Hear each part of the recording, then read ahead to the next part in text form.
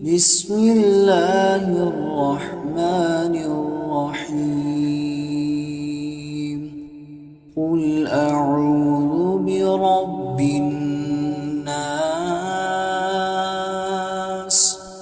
ملك الناس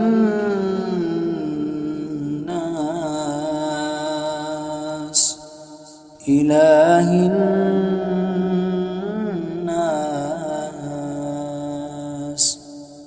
من شر الوسواس الخناس